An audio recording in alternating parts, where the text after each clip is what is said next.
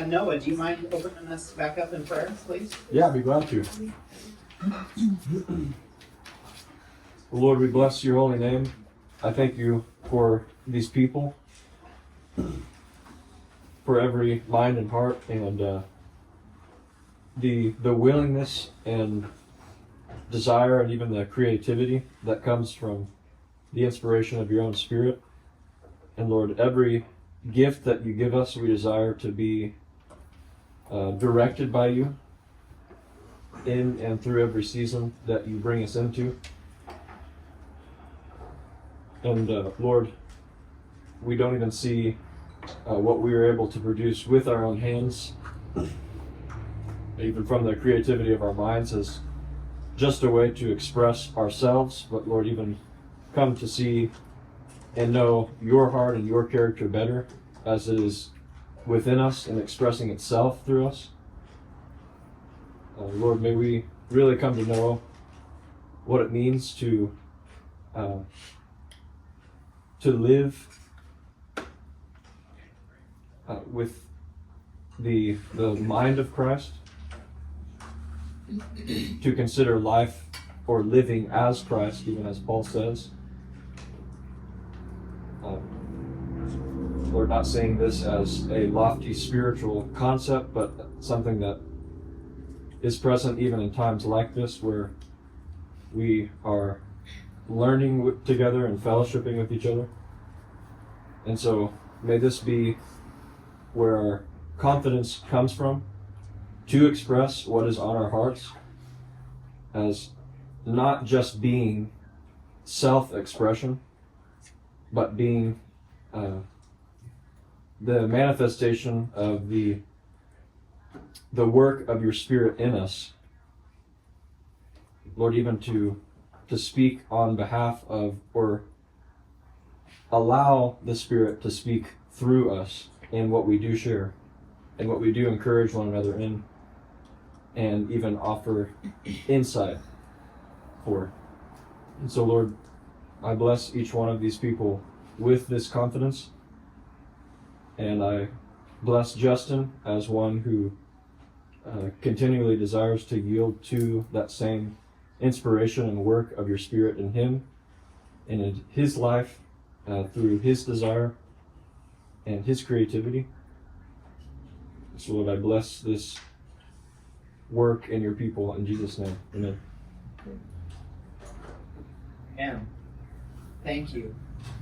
All right, so I will, I know that the formatting of this at times can be a little bit difficult, but I'll do my best to convey everything in a way that will be productive for our time together. But before I do launch out today, I did have Sister Rachel volunteer to do her experience with Jesus, so I'll have her come forward and share with you guys now. Oh, come forward? I am. Front and Fine, center. I'm sitting though. There's a blue chair right there. Okay. That's black. Oh, well. Fine. I want the album behind me. Yeah, I told Justin, and I think I told many of you, I was just so encouraged by this, I guess you can call it assignment. I don't know if you fully, you've heard other people share, I think, since you've been here, that the experiences that in Scripture encourage them, those who have had experiences with Jesus, like what stood out. And I actually wasn't in the room when you assigned that. I know I heard it from Naomi, and we had a really beautiful discussion about it months ago. And so I was encouraged by it too, because the Lord had just opened up specifically what I'm going to be sharing with an experience Jesus had with Peter when he restores Peter, just like a week prior to that, and just kind of opened up a greater understanding in my heart that I hadn't really considered, because he was really teaching me something about, and I'll share this afterwards too, but like truly a way that God calls us to truly love him. So the scripture I'll be reading from is John 21:15, and it's titled Jesus Restores Peter. Of course, I'm sure everyone remembers that Peter had just before this denied Christ when three separate times, as Jesus had prophesied and predicted before his death. And Peter was like, no way. Like I would never. And so when I was just crying out to the Lord and what I just mentioned, when asking him, Lord, how do I truly show my love and affection and adoration to you? And he brought me to this. In verse 15, after they had breakfast, oh man, well, okay. I was actually going to go a little bit before that. Hold on, sorry, I did not plan this part, but now I just remembered where Jesus has obviously died and been resurrected. And so Jesus appears at Lake Galilee. And I'm in the Passion Translation if it matters to anybody. And later Jesus appeared once again to a group of his disciples by Lake Galilee. It happened one day while Peter, Thomas, Nathanael and Jacob, John, and 2 other disciples were together. Peter told them, I'm going fishing, and they all replied, we'll go with you. So they went out, fished through the night, but caught nothing. Then at dawn, Jesus was standing there on the shore. But the disciples didn't realize that it was him, and he called out to them. This is the way the Passion Translation says it. Hey guys, did you catch any fish? Not one thing, they replied. Jesus shouted to them, throw your net over the starboard side and you'll catch some. And so they did, and as he said, they caught so many fish they couldn't even pull it in. Then the disciple who Jesus loved said to Peter, it is the Lord. When Peter heard him say that, he quickly wrapped his outer garment around him, and because he was athletic, he dove right into the lake to go to Jesus. The other disciples brought the boat to shore, dragging their catch of fish. They weren't far from land.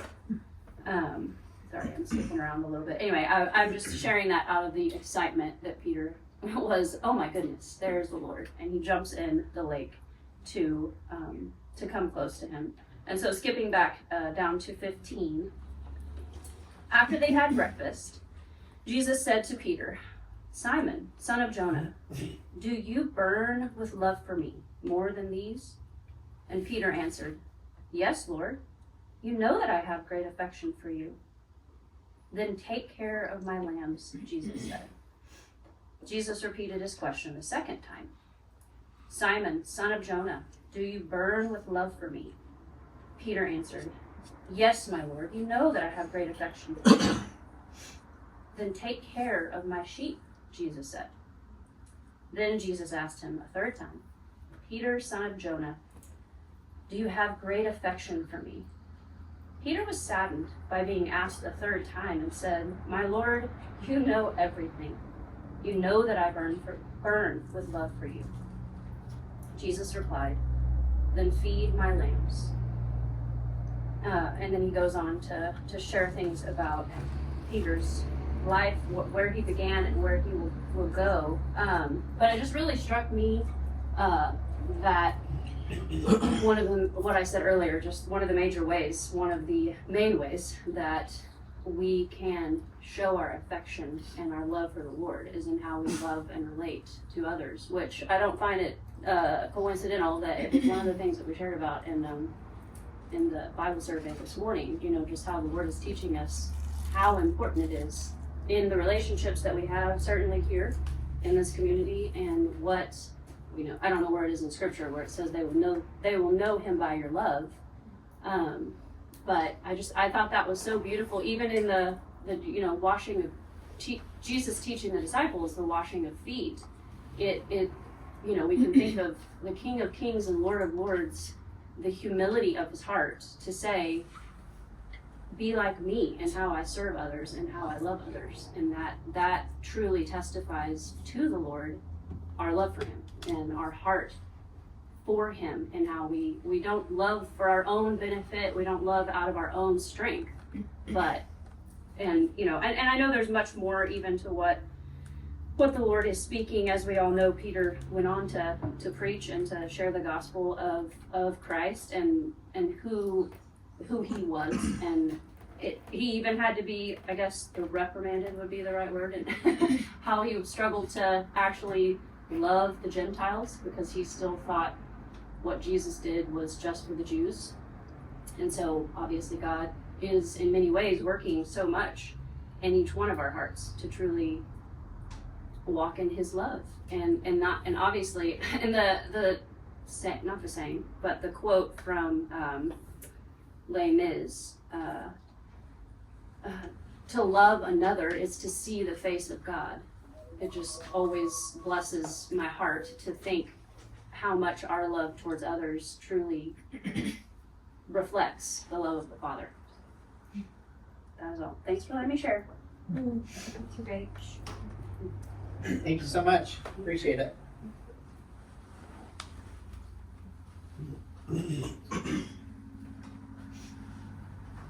Okay, well, I would encourage us all to continue to consider those things that the Lord has shared with us about our interactions and to look at them further.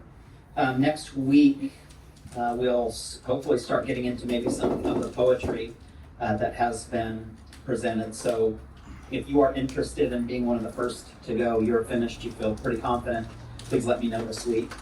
And then we'll open up our books Ben-Hur to book the 5th, and then we will jump right into this week's teaching.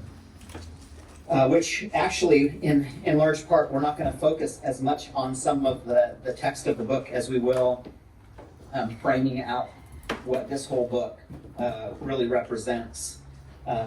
As we get ready for, I'm hopeful that everyone has read through the story of the race, and that we've made our way through there. These are going to be some pretty critical weeks as far as insight into Judah's heart and mind. There's an old Roman adage, and it has to do with the circus. And the circus here is the Colosseum or the race. And this quote actually is in part, you may understand it in a modern context because not too long ago a book series and a movie was written with this in mind called The Hunger Games. And it has to do with Panem, which is bread, and games, which is the circus. And so the Roman quote is this: "Give them bread and circuses, and they will never revolt." What do you think that means? Bread and circuses. Entertainment. Yeah. And provision. And food. Really, it's about feeding some appetites here, right? And so we're feeding this appetite for adventure or games or things of this nature. And then we're keeping at least a basic understanding of supplying something for their stomachs. And so the whole mindset here behind the way that Rome would operate in the circus or the Colosseum, the gladiatorial fights, all of these things were meant to subdue a people. It is actually intentional on their part to be a distraction. And so in some ways we want to understand this because this race that is coming up for Judah, is it not a great distraction for him? He is so consumed with it in one sense. But really the whole idea of that from a Roman perspective is not merely entertainment for the sake of entertainment. It's actually to subdue something within the people. It's actually a way that they can control through governing, to give the people a little bit of taste of something that keeps their minds fixed towards entertainment. And so as we go through that, I want us to consider that what is the mindset of, in the background, this kingdom way that is represented by Rome or Caesar? Well, in part, it is meant to draw people into a fantasy world instead of a real world. Now, this is really relevant to Judah's life because, of course, he has had some difficulties that have taken place. And so I want to talk to you a little bit before we jump into the text about three different, and they're not the only mindsets, but three different mindsets that are really prevalent in the hearts and minds of those who deal with some of the difficulties that Judah did. The first mindset is what we would call the victim mentality. And so the person who has a victim mentality is very much a victim to circumstance. And we can see, in one sense, that Judah, it is at least in some measure, a victim to the circumstances that have happened, and that there's at least a little bit of proof here that what happened to him wasn't entirely fair. And yet, to stay in that kind of mentality is actually putting oneself in a self-imposed prison. You can't go through life, even though you at times could be a victim to circumstances or a victim to the things people have said or done. We cannot remain in that mindset, because that keeps us, again, captured or really under the ability to really move through things and help. The second way is survivors mentality.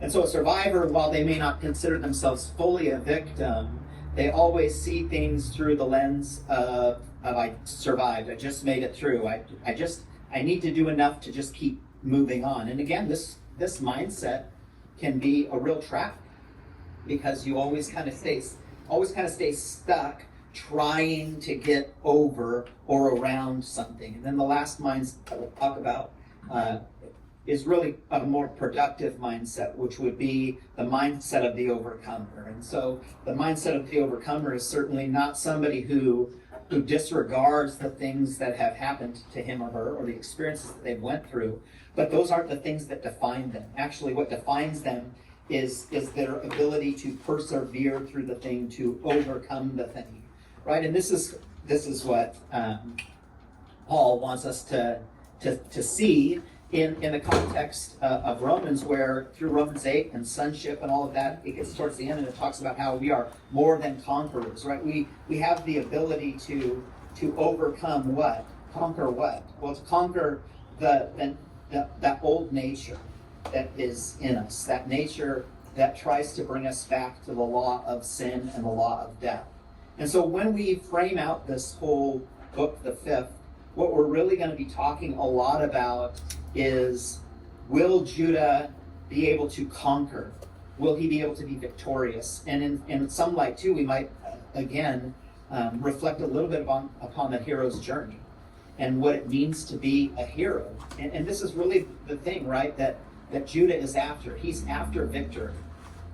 But this victory that he's after is really shaped by this idea of bread and circuses, this idea of appetites. Will his appetite be assuaged if he gains victory in the circus? Will his appetite be assuaged when he gets vengeance upon the Sala? Or will he still be wanting? So Lew Wallace, as we all know, was a Civil War general, and these are certainly things that he would have considered. What does it mean to be noble in battle or victorious in battle, or how should one even fight these fights, right? And so kind of baked into the storyline too is this concept of overcoming or addressing or dealing with the enemy.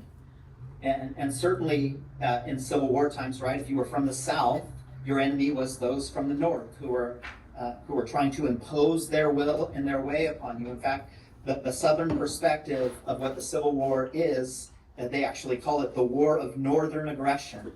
And so really they see themselves in a certain light as the victims to the circumstance of war, that Lincoln and the North are forcing their way of life upon us. And so if you were raised in that culture, you would see or likely believe that there is an enemy that you need to fight against. Now, for the North, at least at the start, there was really this concept or idea of the reason the war was being fought was for the sake of unity, because the southern states were trying to pull away. And so if you were from a northern perspective, you would almost see the South as a petulant child who is pulling away from paternal care, and that really needs the counsel and instruction to come back under a proper way of life. And that this all it is to say that there's a lot of tensions and emotions that are dealing with this. And certainly Lew Wallace would have felt that as well.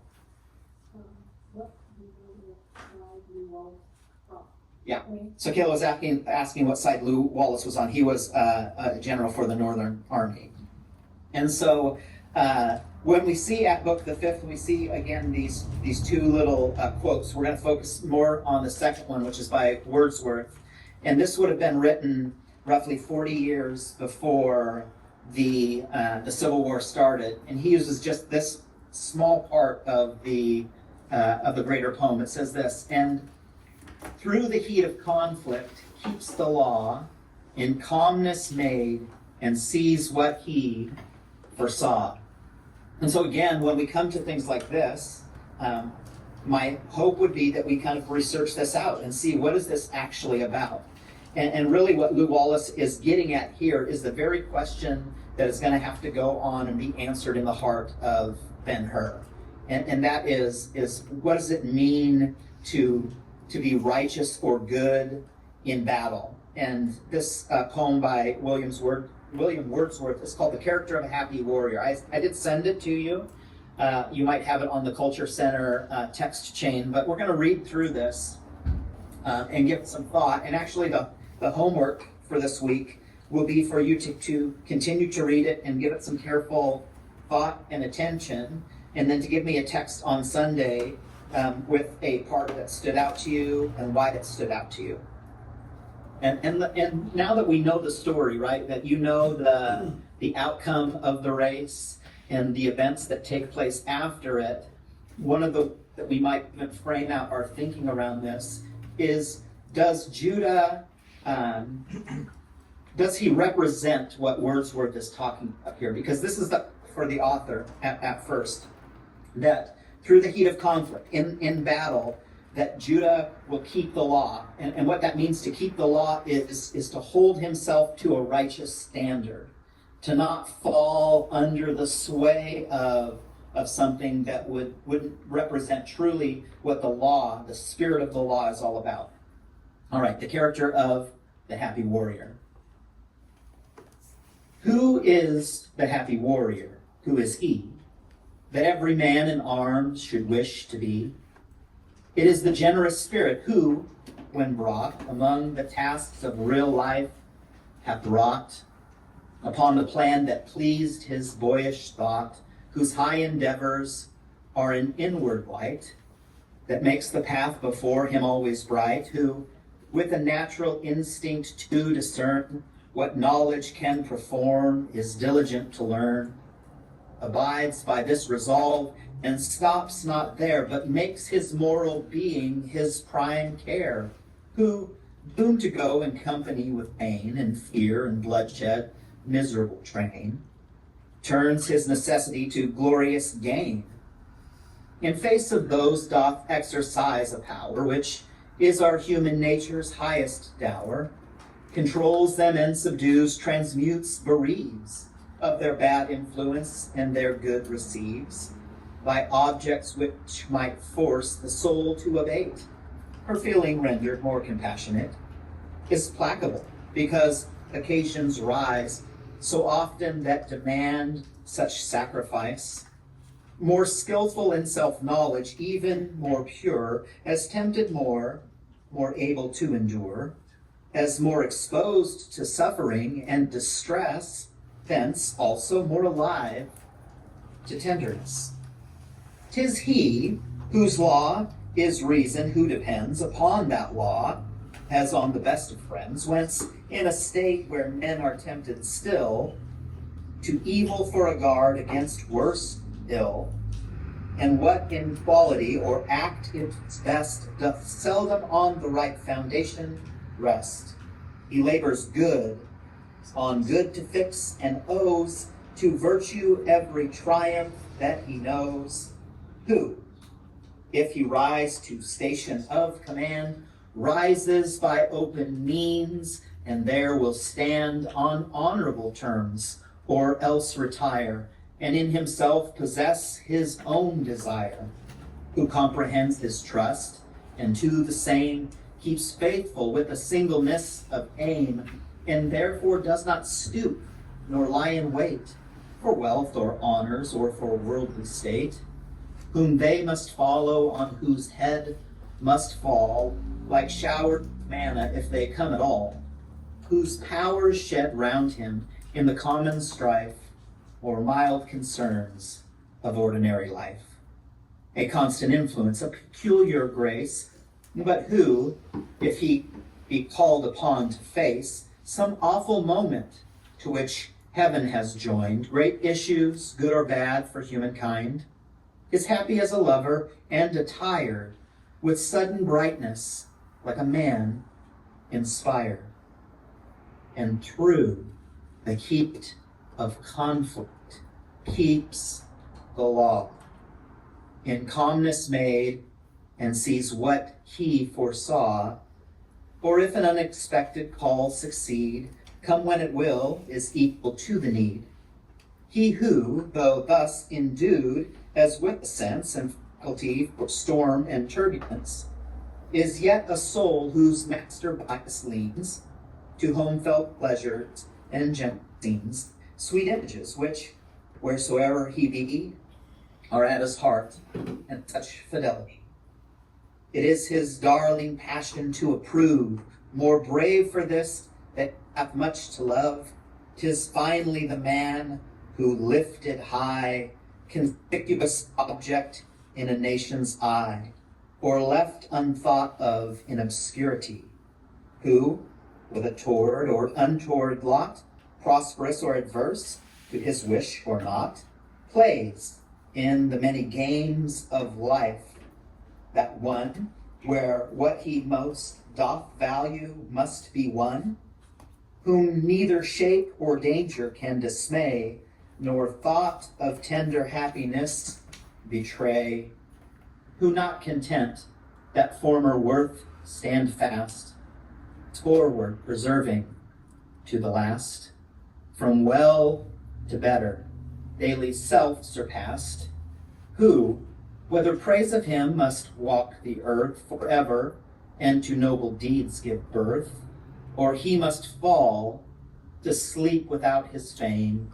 and leave a dead, unprofitable name, finds comfort in himself and in his cause, and while the mortal mist is gathering, draws his breath in confidence of heaven's applause. This is the happy warrior. This is he that every man in arms should wish to be. What is Wordsworth saying here? What stands out to you? I want at least a few thoughts.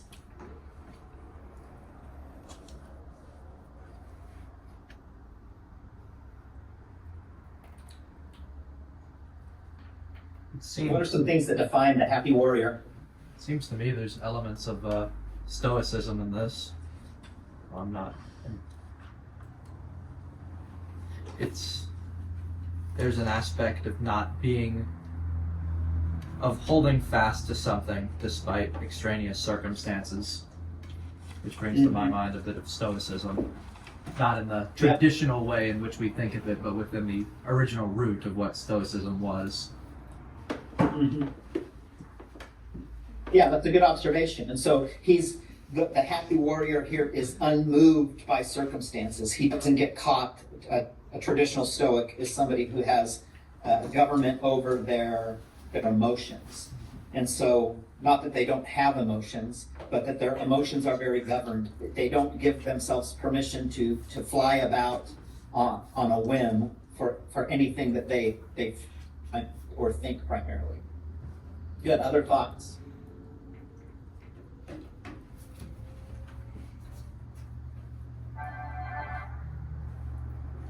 All the way down to the moment post.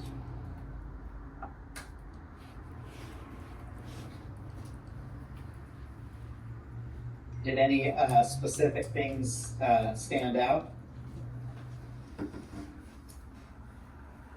The link you sent doesn't Like work. anything? I sent a new Oh one. man, that's a bummer. Yeah, I think the website's just Perfect. down. I sent a new one if anybody's trying to use it. Just scroll down to the bold text, and that's where the poem starts. My apologies. All good. I just had to refresh the page and then it worked for me. Oh, it did? Maybe it Yeah. came back on. I refreshed it about 1 billion times, and I just Oh, decided to look it up on my own. So what are some characteristics? What are some things that stand out to you? Maybe whether you heard it or whether you're perusing it again. Kayla said at the very end.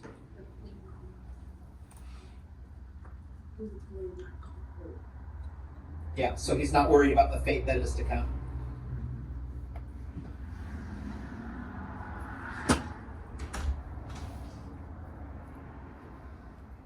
Okay, well, we'll move forward, but this is, again, I think something for you to consider in light of the rest of the text. Again, Lou Wallace makes it a point to offer this here at the very start, and this would have been certainly very recognizable to his contemporaries when they were reading it. This would have been fresh in their mind, and is a fairly popular poem by Wordsworth anyways. But some of this is trying to ask and answer this question: is Judah Ben-Hur a happy warrior?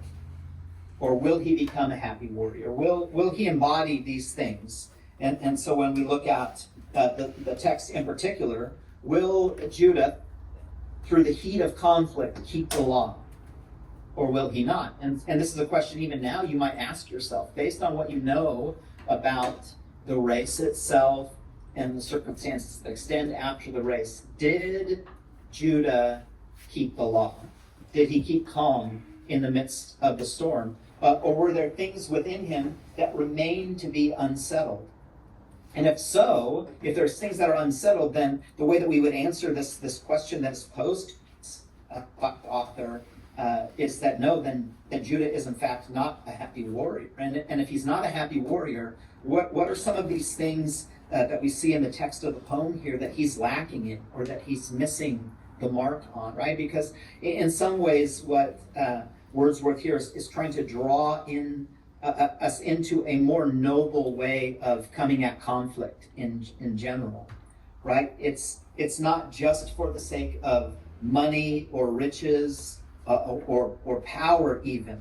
There is a way to be noble or righteous in battle. And this is some of the things that he's juggling with.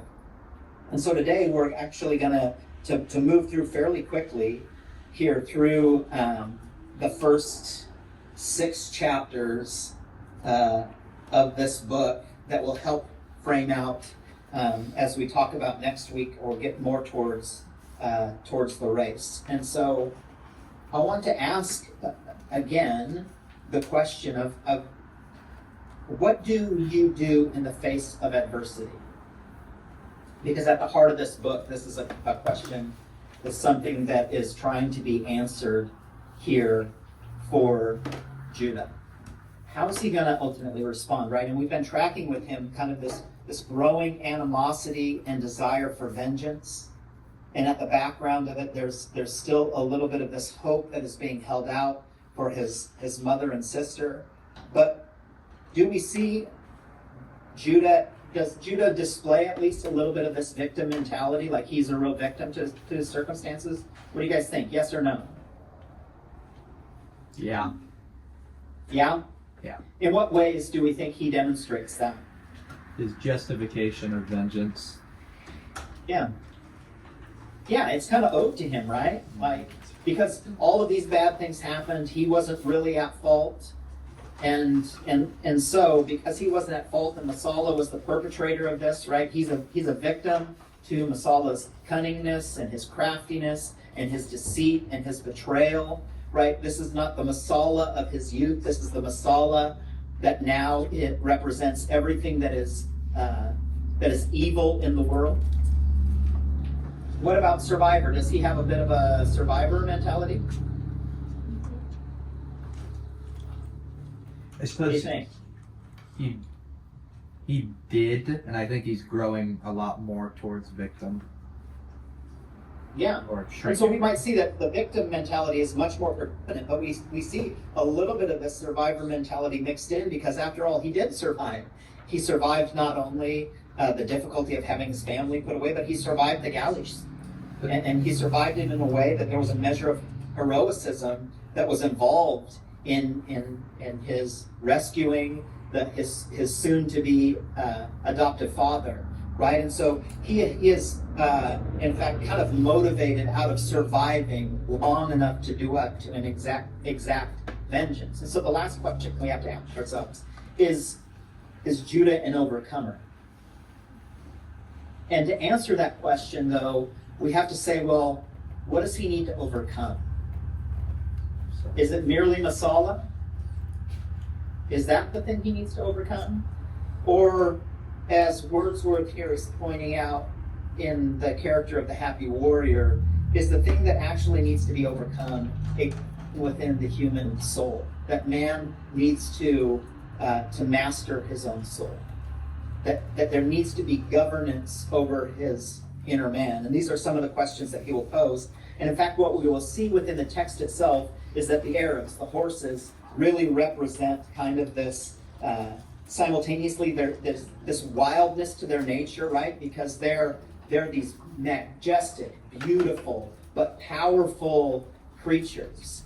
And unless somebody can really harness them and bring them under some discipline, their power will be too unwieldy. And that, in fact, is, again, why the sheik is seeking out a charioteer who can command these wild, powerful animals, who can get them to be tempered in a way that will lead them to victory. And so we will see the parallels of what goes on with the horses here as parables or parallels within Judah Ben-Hur's own life, and whether he will be the kind of gain some self-control that it's truly a man who will keep the law, who will hold to the standard that is set before him.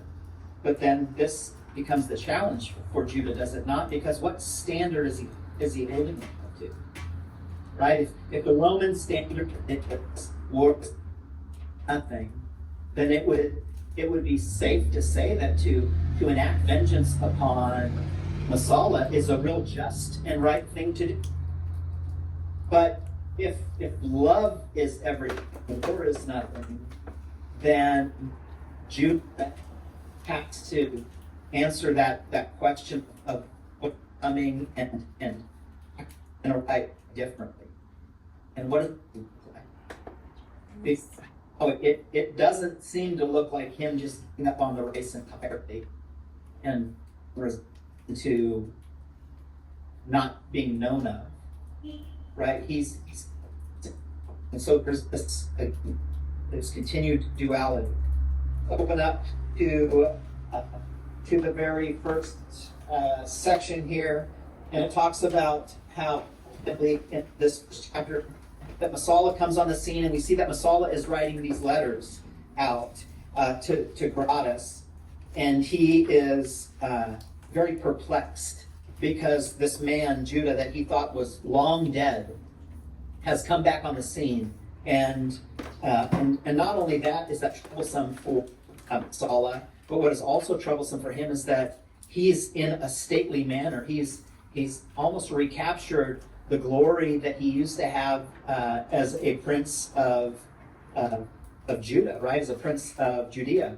And so he's really troubled by this. And what this is meant to do for us is to also mirror not only that Judah wants to get vengeance against Masala, but that Masala too is looking for this vengeance that he wants to subdue once and for all, to bring under his own authority, right? And so he's actually made a whole life, Masala has, on building himself up by tearing other people down. That's his whole stake to claim. And so we see, again, somebody like Judah who seems motivated at times by these really good motivations, these righteous motivations to do good. And then we see Masala, who's represented always by these intentions or actions that are always meant to tear down.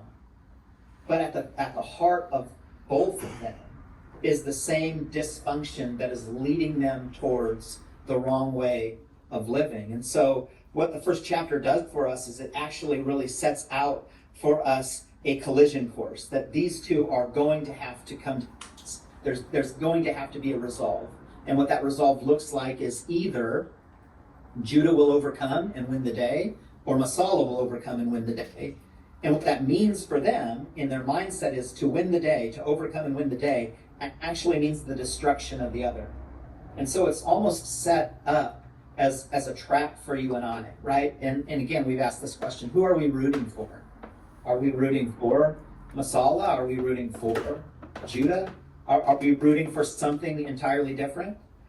But he sets out in these posing these letters And Masala is basically like, let me handle this, let me overcome this. Again, he's postured here in this way. Then we go to the second chapter here, where we're going to talk about Ildram's Arabs learning to come under the yoke, coming under the discipline, coming under this guidance, right? And this is, of course, one of the things that Wordsworth is talking about here in The Happy Warrior, about the man who might find himself in a position of authority. And how did he get there? It's who he rise to station of command, rises by open means, and there will stand on honorable terms, or else retire, and in himself possess his own desire. And so certainly this would have probably resonated with Lew Wallace, because he's a man, based on his good conduct, who got the position of a general and had to lead other men. And so he probably reflected upon what it means to rise by open means, meaning he didn't do anything nefarious or underhanded, right? And so really already at the outset, we see Masala as somebody who has risen up the ranks through underhanded means, but Ben-Hur has kind of done it in good means. And now he's presenting himself here as commander of these Arabs. The excerpt that we are going to read from here starts about 4 or 5 paragraphs into this chapter. It says, "Then thou canst not know how much we Arabs depend upon the stars. We borrow their names in gratitude and give them in love. My fathers all had their miras, and I have mine, and these children are stars no less. There, see thou, is Rigel, and there Antares. That one is Ater. And he whom thou goest to now is Alberon, the youngest of the brood, but none the worse of that. No, not he. Against the wind he will carry thee till it roar in the ears like Aqaba, and he will go where thou sayest, son of Arius, I, the glory of Solomon. He will take thee to the lion's jaws, if thou darest so much." And so what are they talking about? The stars are how they name these horses. And why is this significant? Because the stars are meant to be a reminder of how these wise men were brought to, right? And so in the horses we see Judah's star. It is an opportunity that has been presented, these animals, to lead Judah. And so we see this kind of this interplay here between Judah being a leader of these horses, but there's also kind of this mentality or mindset that Judah is also kind of being drawn into a different way of thinking, or a different way of understanding, or an opportunity here by these stars, as long as he keeps his eyes fixed in this way. And so we can almost see this as the race that has been set before him has been predetermined. There is a nature to which providence is guiding Judah to a resolution. And what that resolution looks like is going to be conflict. And so, in one sense, we see this is true within the life of the Magi, right? The story that they tell is a story that led them to conflict. But who was the conflict with? It was with Herod, right? We see them come into Herod, and Herod has a mindset, right? Because he's the king. And this brings up, in the midst of the birth of Christ, right, this really like tense subplot, sub-narrative that's going on. And then we follow that up with the wise men warned again by a star, open the star, to be removed to Egypt, right? And that's where Ildram is. But then there's all of this tension then around the murder of the innocents, and does the Christ child survive? And so the way to actually to get to Christ here for Judah, as it was for the wise men, is being paralleled out in being led by the stars and being led into conflict. And this kind of conflict and how we address the conflict will be really, really telling in the lessons that we learn. Okay, let's go then to chapter 3. We see than what my book has titled The Arts of Cleopatra.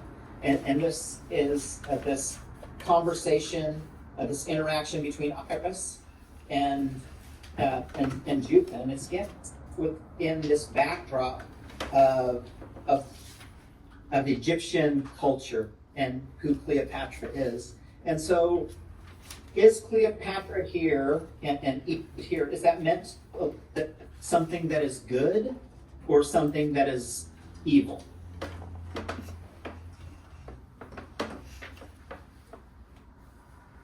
How many of you say it's a good thing? Sorry, repeat the question Many again. people say- So coming into this with Iris and Cleopatra, what Cleopatra represents and what Egypt represents here, as she talks about it, right? Iris talks about this fondness for Egypt, this desire to go back to Egypt. Is that a good thing? Is she presenting it in a good way? Like this is something to consider. Like this mindset here, the Egyptian way of life is a good way of life. Is that a good thing or is it a bad thing?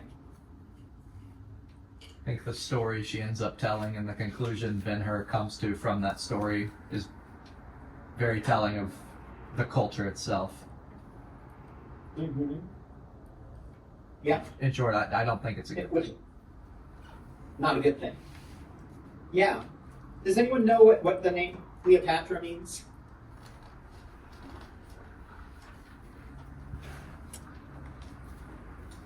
So Cleo is the Greek word for glory, and pater is for father. So Cleopatra, her name actually means the glory of the father. But what we see is actually this is like a very perverse thing in the context of Egypt, because Cleopatra and her reign and her connection with the Romans and all the duplicity, really what Cleopatra represents is the seductress woman, the adulterous woman. And while she is meant to represent the glory of her father, really the way that has been communicated in her life is actually like a really grotesque counterfeit, because she's certainly no glory to the Heavenly Father. Her ways represent, as does Egypt's ways, represent a false kind of leadership. In fact, we can, if we're going to generalize the culture of Egypt, their culture really represents a counterfeit kingship, because they were really about, their focus, particularly with the pharaohs, was about divine kingship, and that really Pharaoh is God on earth. That's what Pharaoh really represented, and what we see is that actually is meant to be a mimic of and a mockery to the purposes of God, because God truly, and then this is borne out in the life of Jesus, is truly God in the flesh, right? Emmanuel, God with us, and the way that the Egyptians represent this versus the way that it is represented through the life of Christ are polar opposites. And so what the author is bringing us here again to is kind of this idea that Judah is being pursued by or wooed by or seduced by a different way of life. And what is really like hard to work our ways through is that Iris is whom? Who is she related to? Balthazar. And so, man, we see like some really stark differences between the culture of her father and the culture that she represents. And then also this culture that she's trying to draw Judah into, right? It's like, come back to this beautiful place. And there's this telling of the story. It's the very end of this chapter. Here it says, at the conclusion of the story, Ben-Hur was sitting at the Egyptian's feet, and her hand upon the tiller was covered by his hand. Menepha was wrong, he said. How? Love lives by loving. Then there is no cure for it. Yes, Orestes found a cure. What was it? You are a good listener, O son of Arius. And so, with conversation and stories, they whiled the hours away. As they stepped ashore, she said, tomorrow we go to the city, but you will be at the games, he asked. Oh yes, I will send you my colors. With that, they separated. And so this concept here is telling us that that love lives, but there's something in the Egyptian mind that's stronger than love, and that is death. But is that true? From a biblical perspective, is death stronger than love? No. This is actually in what the Bible tells us, that there is a love, and this is represented in the life, the death, the burial, the resurrection, the ascension, and the government of Christ, right? There is a love that is more powerful than death. This is the resurrected life. But this is really telling, again, that this story in the midst of it, because, again, there's this kind of this invitation towards one's desires or appetites. And this is what Iris presents, it almost as if kind of this idea of forget the games, be drawn away into a different culture completely, like really separate oneself out from this. And this is certainly not something, thankfully, that Judah is willing to do here. He's drawn to her, but his desire for vengeance still holds sway than his affection for Iris. Although we can see here pretty clearly that there is at least a measure of interest on Judah's part. Then we get into chapter 4, the smallest chapter here, where again we see that Masala is paying very close attention to Judah's goings on. He is very aware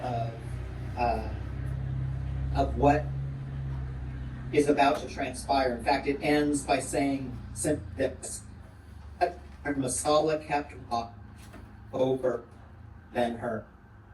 And this is not too mouth is doing, right?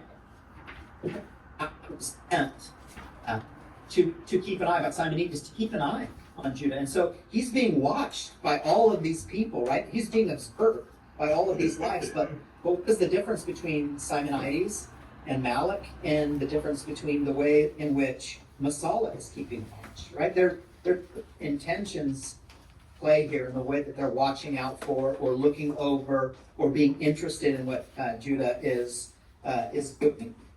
And then we carry the conversation further to chapter 5. And thus, this in mind, compared to this tale of the happy warrior, it says this: in his greed of triumph, a Roman cannot keep honor pure. What's that mean? What is being said here?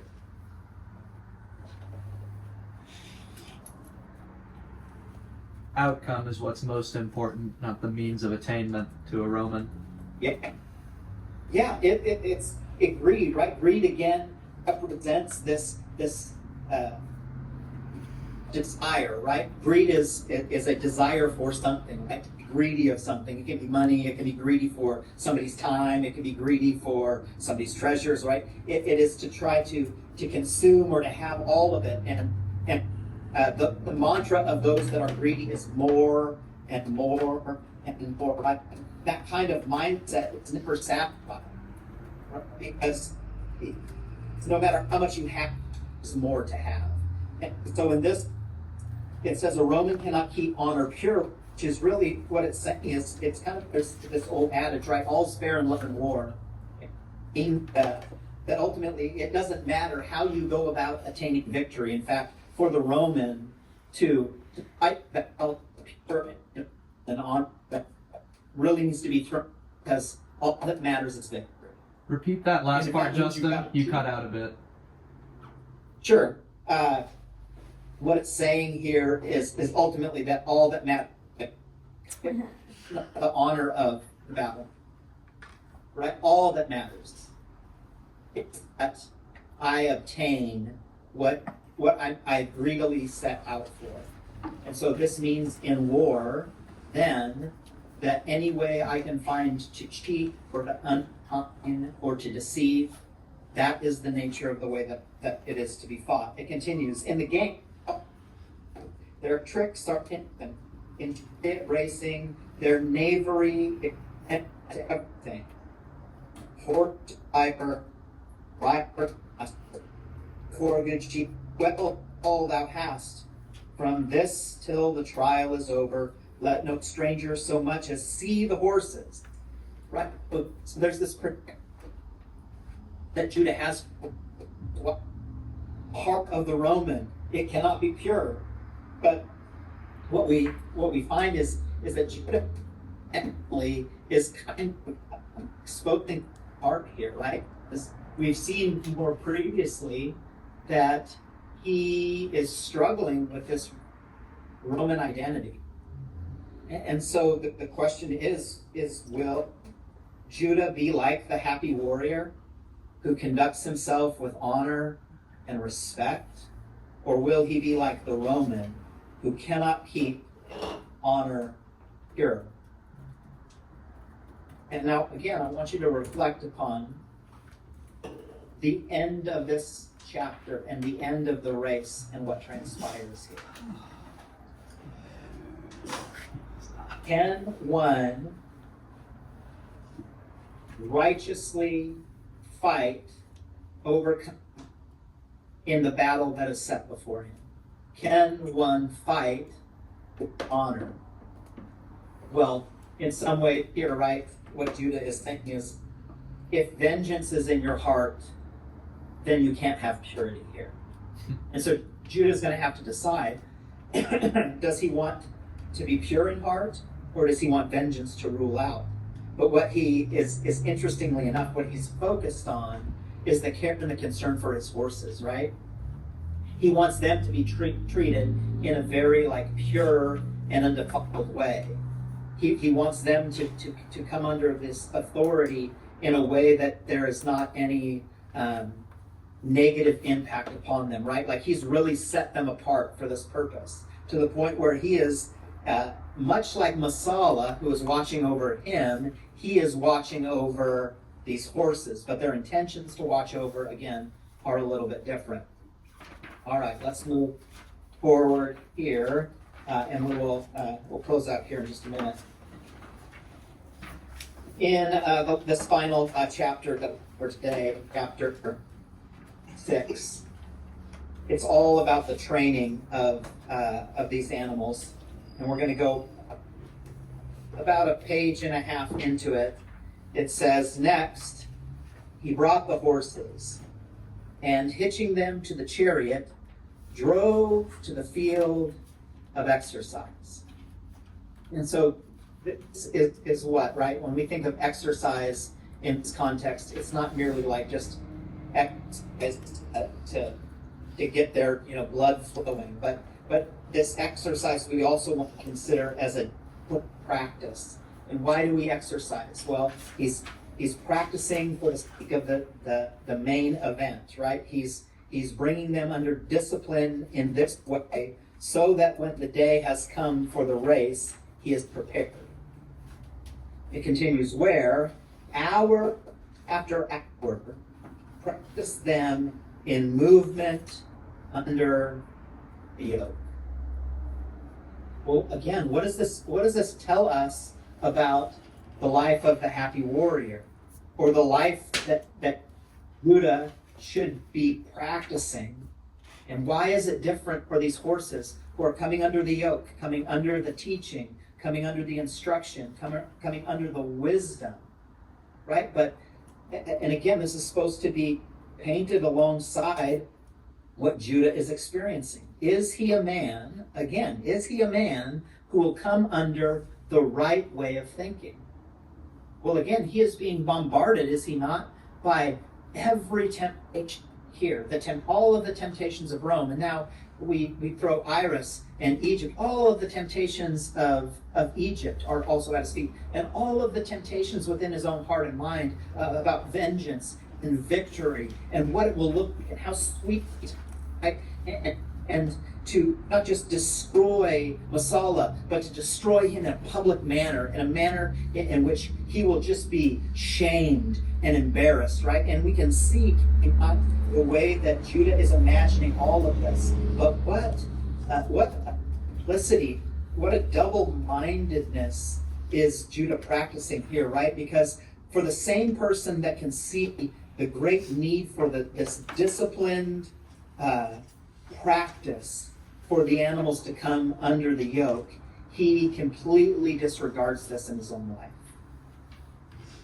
He's not somebody who has really, outside of the discipline to want to win the race, he's not really disciplined himself in his own soul and really asked himself the question, what do I do if I get victory?